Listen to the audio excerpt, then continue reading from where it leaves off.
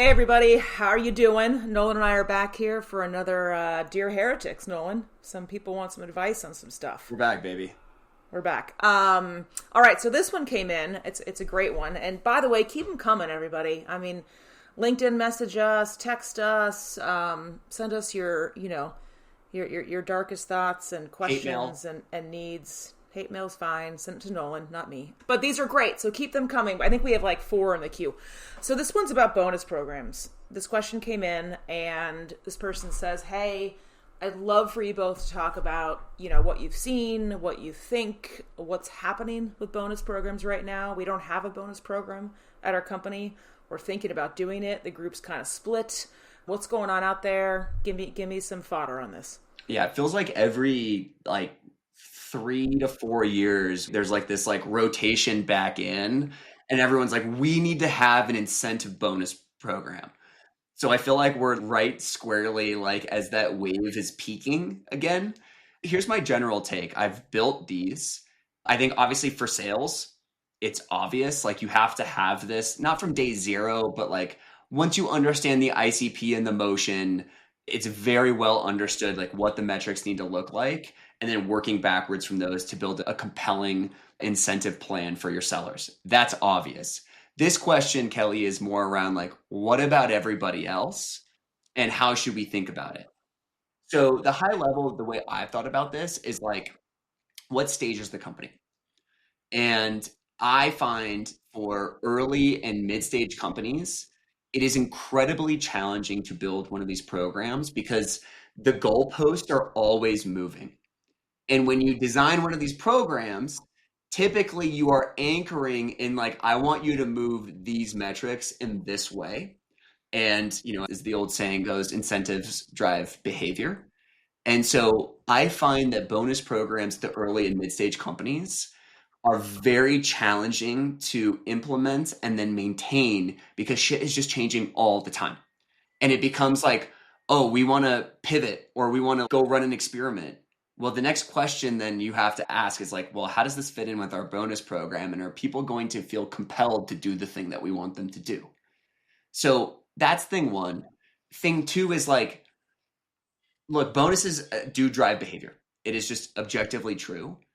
I also think we could solve this problem just by paying people really well to begin with, and then having a very high performance culture, and such that we don't need to coin operate every additional thing that this person does, which it does feel a little bit transactional to me. It's the worst of human dynamics of okay, great, Nolan, I would like you to source 50 more profiles a week and I will give you $500 to do it. And fuck, I'll do it. But am I going to do it because it's the right motivators? Probably not.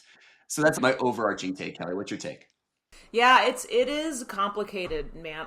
I just talked about this with a company I was working with, actually. So I got a Radford report, right, with the short-term incentive report, and it's pretty crazy that 92% or 96% of companies have a bonus program. Even early stage, right? Kind of it gave the the distribution Series A through E in public companies. I feel a lot of companies, Nolan, it's a legacy thing.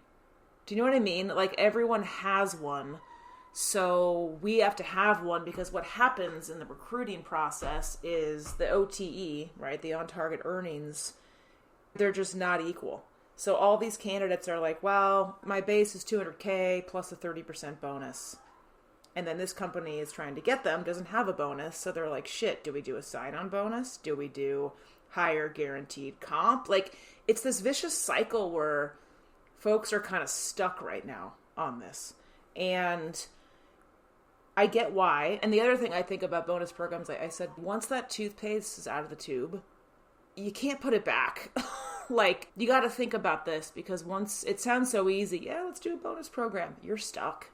You try to get rid of that, it's very difficult. And the irony is you're completely right. At these Series B, even C companies that are moving so fast and things are so dynamic, it turns into a shit show every year because it's almost impossible to accurately forecast whether it's churn, whether it's revenue, whether it's MAU, DAO, whatever it is. And then you're always in this position of like, well, shit, we didn't hit it, but that's it was out of their control. Like, it was so far off, or we're so far over.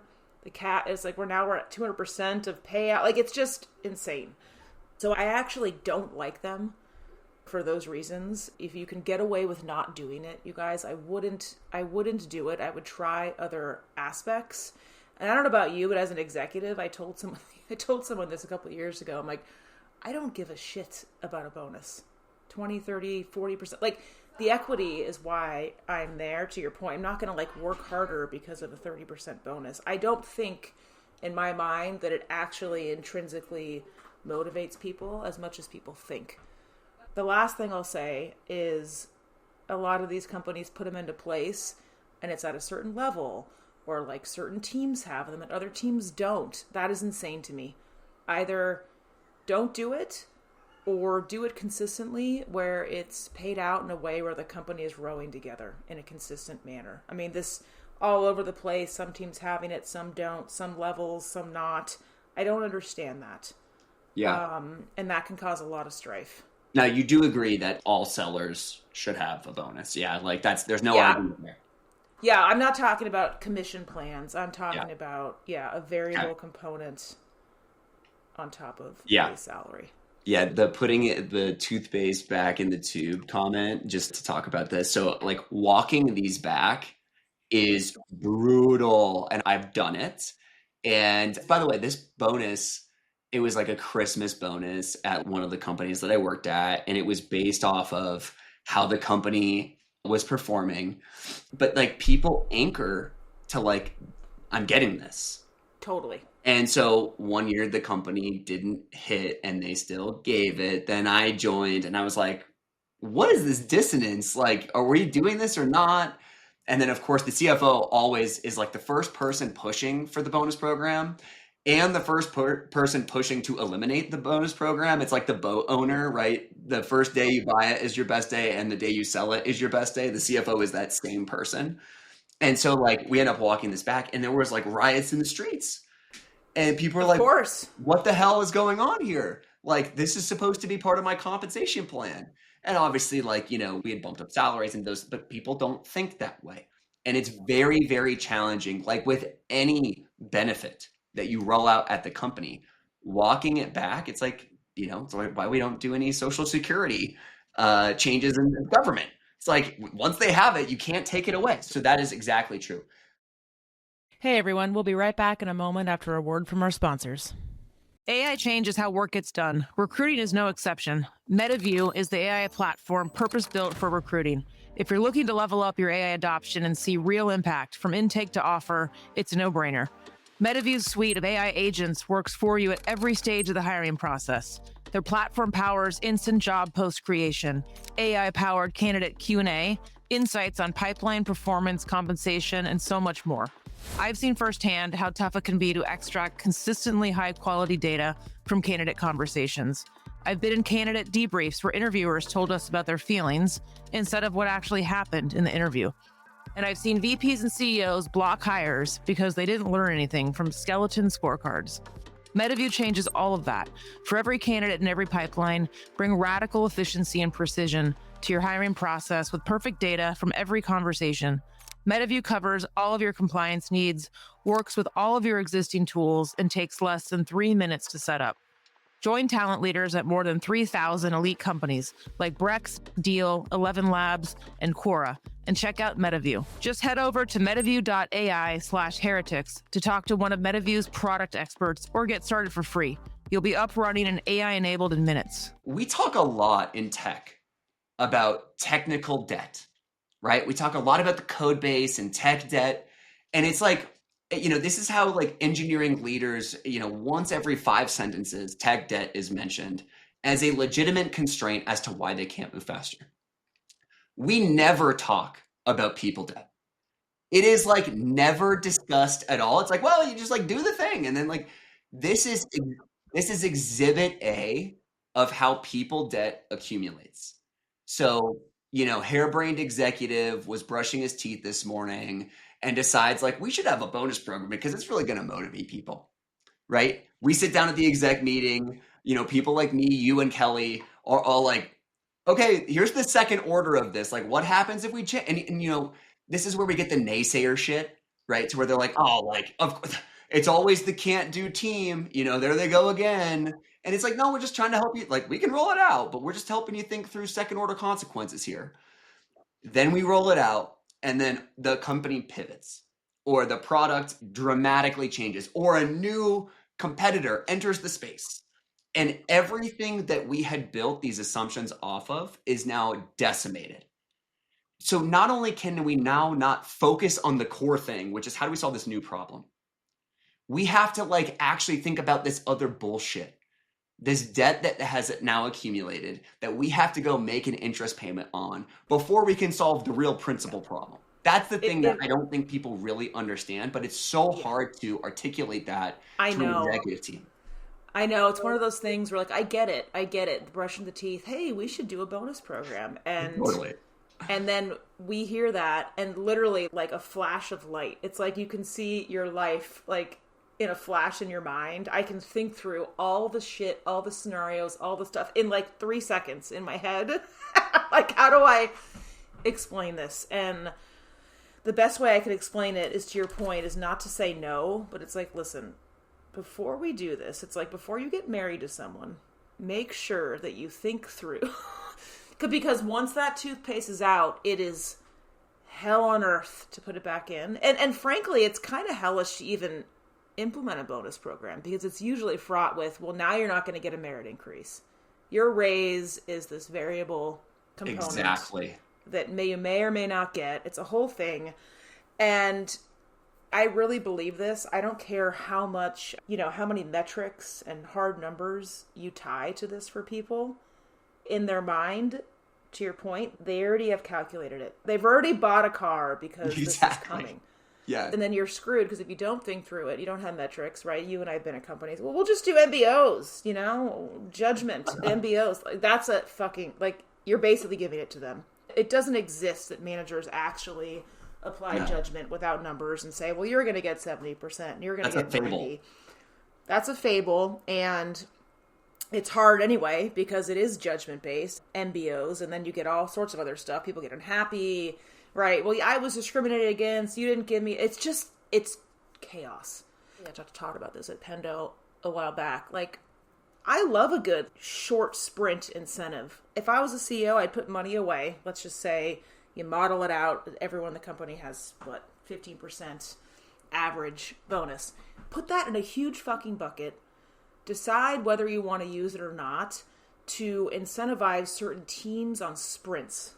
Just, you know what I mean? That's a great idea. Yeah, engineering and product and design. You better work together functionally and productively to ship this shit in the next 6 weeks. If you do, you all get this.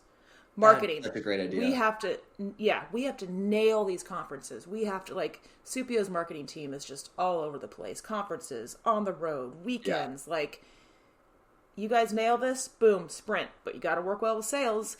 You got to bring in the MQLs and the deals.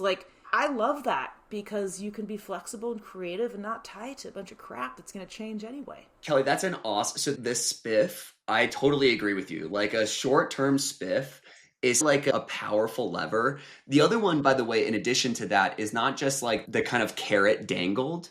The other one is the surprise and delight.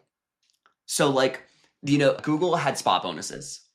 And actually, my wife is still at Google, and she just did this with her team. And I forgot about spot bonuses. And she goes, hey, I just asked for a pretty big chunk because we killed it last year or last quarter, whatever it was. And there's a handful of people who were working nonstop, during one of these big problem moments. And, you deliver a couple grand to somebody. It has to matter, right? So the amount matters. To your point, you have to have a legit rainy day fund to go deploy it in the right way. But there's nothing like saying hey, thank you for doing what you're doing. Thank you for always prioritizing the company and making it happen. By the way, I went to bat for you, and I got this 10 grand. The amount of loyalty that buys you, and the amount of problems that person will no longer bring up to your table anymore because they're dude, my boss had my back. That's another great lever to pull. It's incredible. And that matters more than the dollar amount. Like, I just gave one last week. I've been at CPO for like 5 weeks, and these poor people, I'm like, I'm like, listen, I know it's been intense. I know I've been leaning on you a lot because we have some gaps, in the organ. Thank you. Like, go do something this weekend. Go away, go do, or do nothing, whatever. Like, just, I see ya. I appreciate it. And it's fantastic. So, yeah, these huge lumbering bonus programs that connect to everyone in this really presumptuous way where everyone's equal, even like lemons on the team, high performers. Like, do yourself a favor and budget it and use it as your discretion and be able to be agile on it. Yep. Avoid people debt. So, all right. Thanks, everyone. See you later. Peace, homies. HR Heretics is a podcast from Turpentine, the network behind Econ 102, Moment of Zen, and Turpentine VC. Subscribe, 5 stars, share it on Apple, YouTube, Spotify, anywhere you get your podcasts, all the things.